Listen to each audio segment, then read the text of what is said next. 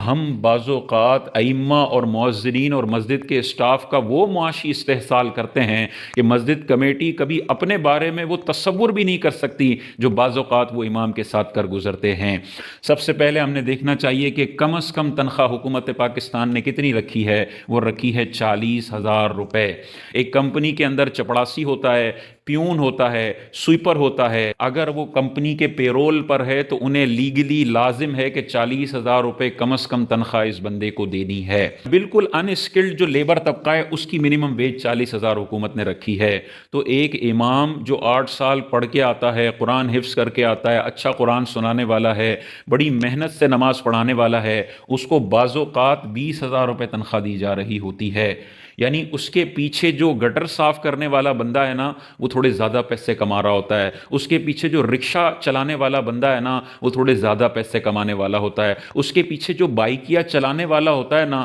وہ تھوڑے زیادہ پیسے کمانے والا ہوتا ہے۔ ہم بعض اوقات ائمہ اور مؤذنین اور مسجد کے اسٹاف کا وہ معاشی استحصال کرتے ہیں کہ مسجد کمیٹی کبھی اپنے بارے میں وہ تصور بھی نہیں کر سکتی جو بعض اوقات وہ امام کے ساتھ کر گزرتے ہیں۔ اب ہم یہ نہیں کہہ رہے کہ ہر مسجد کمیٹی کو چاہیے کہ امام کی تنخواہ 20 ہے تو وہ کم از کم 40 سے بڑھا کے 60 کر دے تاکہ ایک پیون میں اور امام میں فرق ہو جائے، مؤذن کی تنخواہ وہ 40 کر دیں، مسجد کا جو خادمین ہیں ان کی تنخواہ 35 کر دیں۔ ہم یہ نہیں کہہ رہے، ظاہر چادر کے مطابق پاؤں پھیلائے جائیں گے نا، چادر چھوٹی ہے تو پھر اس میں گزارا کرنا پڑے گا، لیکن جس بات کی طرف ہم نے توجہ دلانی ہے مسجد کمیٹی کو وہ یہ ہے کہ بعض اوقات مسجد میں فنڈ ہوتے ہیں لیکن اس کے باوجود امام صاحب اور مؤذن اور مسجد کے خادمین کو خون کے آنسو رلایا جاتا ہے اور انہیں تنخواہ نہیں دی جاتی ہے جتنی ان کی سروسز ہیں اس کے بدلے میں۔ اگر مسجد کے فنڈ میں پیسہ موجود ہے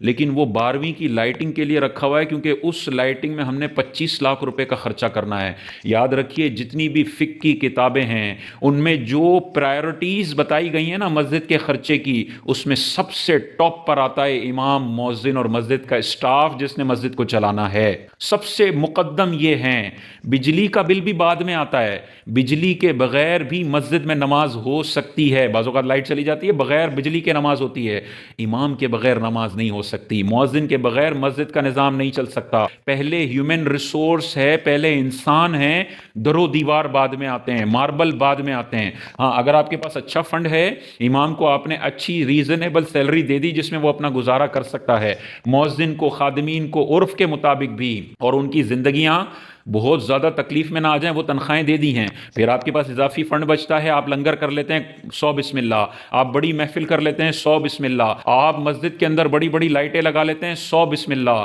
آپ مسجد کے اندر بڑے بڑے جھومر لگا لیتے ہیں 100 بسم اللہ۔ لیکن اگر مثال کے طور پر آپ کے پاس 2 لاکھ روپے کا فنڈ بچا ہوا ہے اور امام کو آپ 20,000 روپے، 25,000 روپے، 30,000 روپے کی تنخواہ دے رہے ہیں اور یہ 2 لاکھ کا فنڈ آپ نے اپنے پاس رکھا ہوا ہے کہ یار 27ویں کو لنگر کرنا ہوتا ہے تو لنگر میں خرچ ہوں گے، 12ویں کو ہم نے ایک لنگر کا اہتمام کرنا ہے اس میں خرچ ہوں گے، ہمیں بڑے بڑے جھومر لگانے ہیں اس میں خرچ ہوں گے، تو بھائی پھر آپ نے جو یہ کام کیا نا یہ آپ نے پرائرٹیز کو خراب کر دیا ہے۔ پھر یہ 2 لاکھ روپے انہی ہیومن ریسورس پر خرچ کرنا ضروری ہے۔ محفل نعت بغیر لنگر کے بھی ہو سکتی ہے، اعلان کریں جو آنا چاہے گا آئے گا۔ شب معراج بغیر لنگر کے بھی ہو سکتی ہے۔ اگر امام کو آپ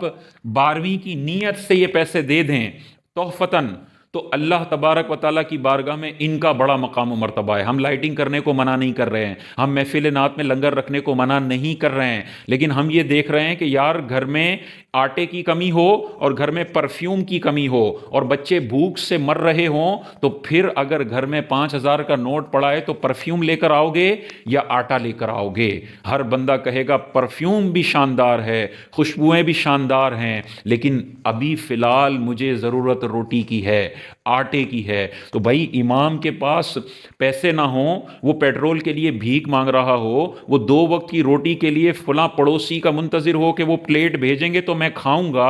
اور مسجد کمیٹی ماربل لگوا رہی ہے، مسجد کمیٹی مسجد میں جھومر لگوا رہی ہے، مسجد کمیٹی اوپر بہت بڑا گنبد بنا رہی ہے جس پہ 30 لاکھ روپے کا خرچہ آئے گا۔ او بھائی پہلے ہیومن ریسورس ہے، پہلے تر جگر کو تو پیسے دے دو،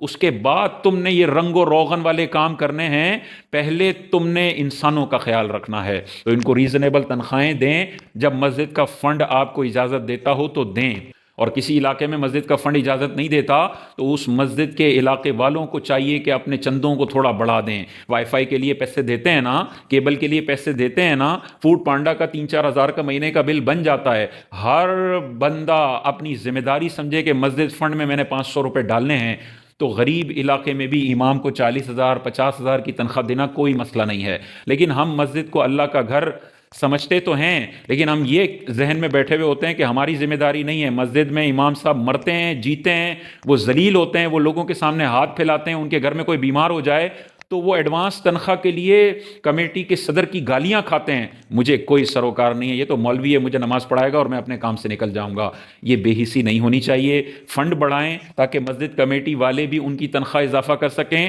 ہر مسجد کمیٹی تک یہ ویڈیو پہنچائیں اور انہیں کہیں کہ یار آپ اس طرح کریں، ورنہ میدان محشر میں یہ جو ائمہ اور ان کو تکلیفیں دی گئی ہیں ان کا حساب دینا پڑے گا۔ ہمیں بھی دیکھنا چاہیے کہ یار اس کی کتنی بیویاں ہیں، اس کی کتنے بچے ہیں، یہ کیسے گزارا کرے گا۔ تھوڑا سا اس کا بجٹ بنا کے نا اس کے حساب سے مناسب سیلری کریں کہ 3 وقت کی روٹی ملے، اس کو بچوں کی دوائیاں ملیں، اس کو بچے کی ایک ریزنیبل تعلیم کا خرچہ ملے، اس کو بجلی گیس پانی اور ایک عزت دار زندگی گزارنے کا موقع ملے۔ یہ بجٹنگ کر کے کمیٹی والے تنخواہ دیں گے، دنیا میں بھی سرخرو ہیں، آخرت میں بھی اللہ تعالیٰ ان کو بہترین اجر عطا فرمائے گا۔